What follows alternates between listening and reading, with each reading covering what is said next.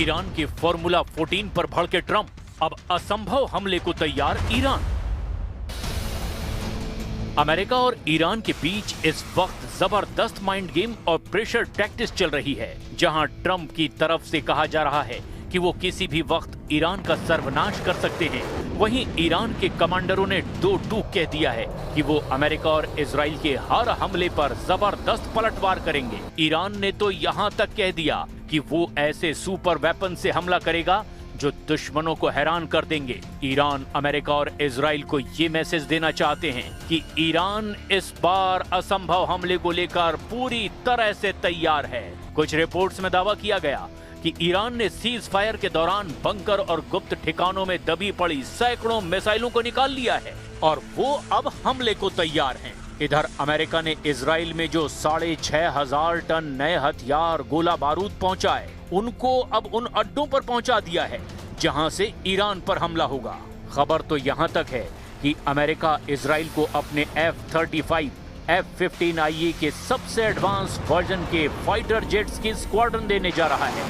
अब ऐसे हालात में पाकिस्तान के जरिए ईरान ने जो 14 सूत्रीय शांति प्रस्ताव अमेरिका को भेजा, उस 14 सूत्रीय ईरानी प्रस्ताव को राष्ट्रपति ट्रंप ने खारिज कर दिया है। ट्रंप ने धमकी दी है कि हम ईरान की हर हरकत पर नजर रखे हुए हैं और जल्द ही उसे सबक सिखा देंगे।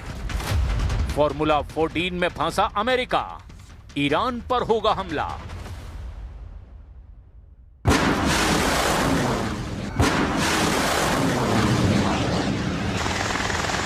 ईरान पर हमले की पूरी तैयारी हो चुकी है। अमेरिकन मीडिया के दावों के मुताबिक अमेरिकन सेंट्रल कमांड ने ट्रंप को ईरान पर हमला करने के 3 विकल्प दिए हैं। सिचुएशन रूम में 45 मिनट की मीटिंग में अमेरिकन सेंट्रल कमांड के commander in chief Brad Cooper ने हमले का फुल प्रूफ प्लान बता दिया है। दावा किया जा रहा है कि इस वक्त हॉर्मुज में और अरब सागर में अमेरिका के 4 एयरक्राफ्ट कैरियर समेत 18 युद्धपोत ईरान पर किसी भी वक्त हमला कर सकते हैं। ईरान के नए 14 सूत्रीय शांति प्रस्ताव को लेकर ट्रंप पूरी तरह से भड़क गए हैं, जिसके बाद ये अनुमान लगाया जा रहा है कि ईरान पर बहुत जल्द एक बहुत बड़ा हमला होने वाला है।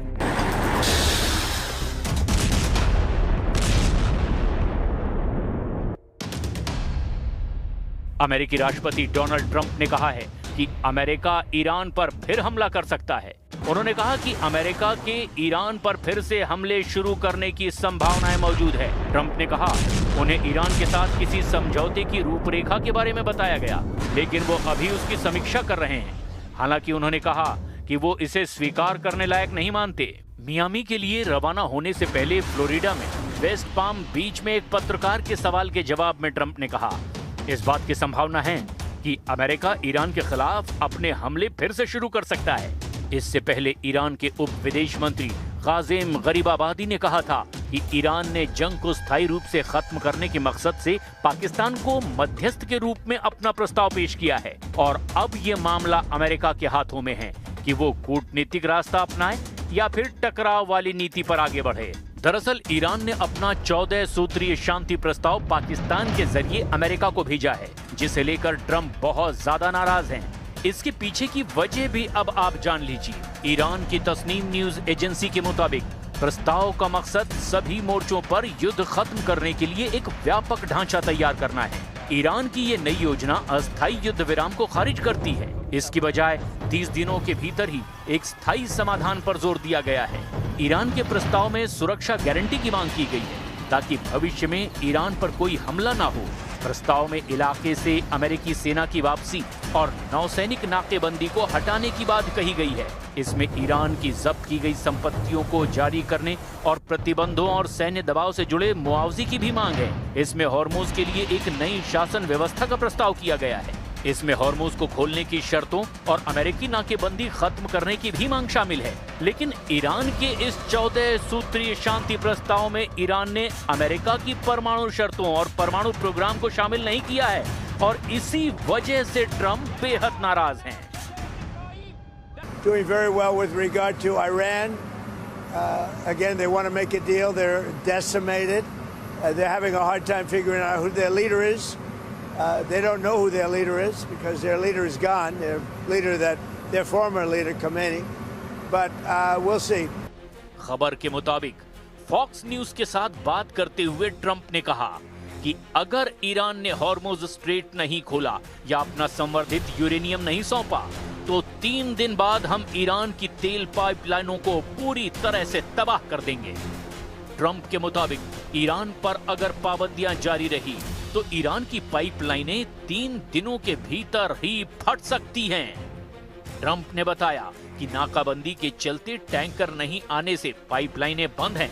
अगर ऐसा ही रहा तो यांत्रिक वजहों से या फिर जमीन के अंदर प्राकृतिक कारणों से वो फट सकती हैं।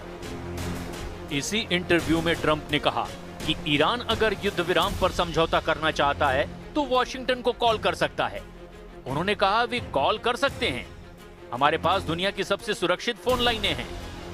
अब ये वार पलटवार ऐसे समय में चल रहा है जब अमेरिका, इजराइल और ईरान के बीच संघर्ष एक नाजुक मोड़ पर बना हुआ है। ערוכה לחידוש המלחמה מול איראן. צה"ל ערוך בהגנה ובהתקפה ומטרות מסומנות. ממתינים לאור ירוק מארצות הברית, בראש ובראשונה כדי להשלים את חיסול שושלת חמינאי, יוזם תוכנית ההשמדה נגד ישראל, ואת מחליפי המחליפים של מנהיגות משטר הטרור האיראני.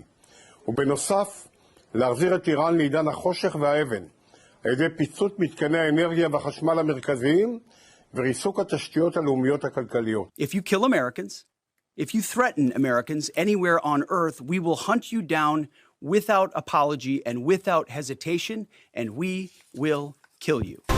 अमेरिकी सेना ईरान के खिलाफ नए सैन्य हमले की योजना तैयार कर रही है। पेंटागन हॉर्मुज स्ट्रेट, दक्षिणी अरब खाड़ी और ओमान की खाड़ी में ईरानी सैन्य क्षमताओं को निशाना बनाने के विकल्पों पर विचार कर रहा है। CNN की रिपोर्ट के मुताबिक अमेरिका खास तौर पर ईरान के इस्लामिक रिवोल्यूशनरी गार्ड कॉर्प्स यानी कि IRGC की फर्स्ट अटैक बोट्स और माइंस बिछाने में इस्तेमाल होने वाले जहाजों को निशाना बना सकता है। ईरान की नूर न्यूज और मेहर न्यूज एजेंसी ने बताया कि तेहरान के कुछ हिस्सों में हवाई रक्षा बैटरियां सक्रिय कर दी गई है। हालांकि उन्होंने इसके कारणों के बारे में साफ तौर पर कुछ नहीं बताया और ना ही किसी घटना की जानकारी दी। सैन्य एक्सपर्ट्स का मानना है कि ईरान के पास 1 महीने से ज्यादा और लड़ाई करने की क्षमता मौजूद है।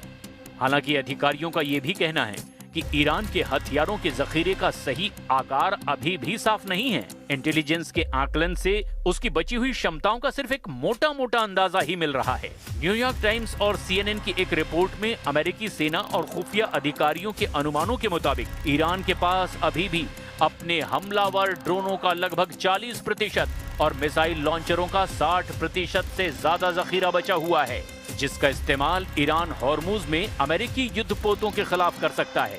या फिर अगर युद्ध विराम के बाद फिर से तनाव बढ़ता है तो फिर इन हथियारों का इस्तेमाल किया जाएगा। डोनाल्ड ट्रंप की धमकियों के बीच ईरान ने चेतावनी दी है, हम पूरी तरह से तैयार हैं, अगर वे जरा सी भी गलती करते हैं तो हम पूरी ताकत से जवाब देंगे। ईरानी संसद के स्पीकर गालिबाफ ने अमेरिका को खतरनाक अंजाम भुगतने की चेतावनी दी है। अमेरिकी सेना और खुफिया अधिकारियों का अनुमान है कि करीब 40 दिनों तक चले युद्ध के बाद भी ईरान के पास अभी भी अपने जखीरे का लगभग 40% हिस्सा बचा हुआ है और ये ड्रोन एक शक्तिशाली डेटरेंट साबित हो रहे हैं। कुछ अमेरिकी अनुमानों के मुताबिक ईरान उन मिसाइल लॉन्चरों को मलबों से निकाल रहा है जो अमेरिका इजराइल के हमलों में तबाह हो गए थे। उन जगहों की तेजी से खुदाई की जा रही है। जब ये काम हो जाएंगे तो ईरान के मिसाइल लॉन्चरों का जखीरा करीब 70% तक पहुंच जाएगा। यानी युद्ध से पहले ईरान के पास जितने मिसाइल लॉन्चर थे उसका 70% हिस्सा उनके पास 40 दिनों के युद्ध के बाद भी रहेगा।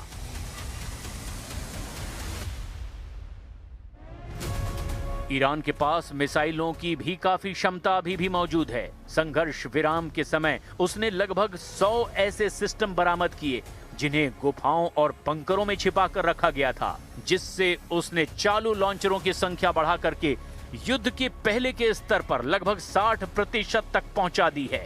रूस के पूर्व राष्ट्रपति और देश की सुरक्षा परिषद के उपाध्यक्ष दिमित्री मेदवेदेव ने पिछले हफ्ते सोशल मीडिया पर लिखा, ये साफ नहीं है कि वॉशिंगटन और तेहरान के बीच का संघर्ष विराम किस तरह आगे बढ़ेगा, लेकिन एक बात तय है, ईरान ने अपने परमाणु हथियारों का परीक्षण कर लिया है।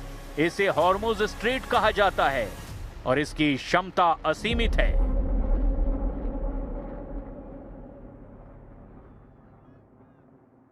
باید اون رویکرد گفتگوی خودشون رو از یک جانبه‌گری و روحیه‌ای که بخوان یه چیزی رو بر ما تحمیل بکنن از این دست بردارن و تجربه کردن که چنین چیزی اتفاق نمیفته.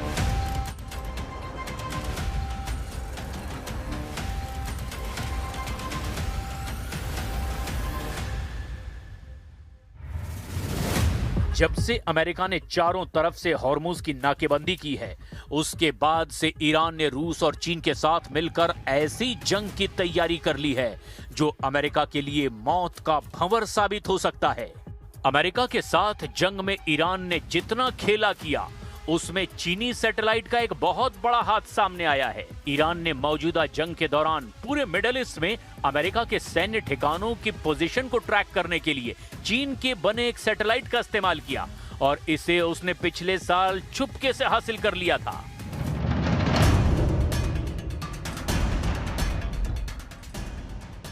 ये जानकारी फाइनेंशियल टाइम ने अपनी रिपोर्ट में दी है।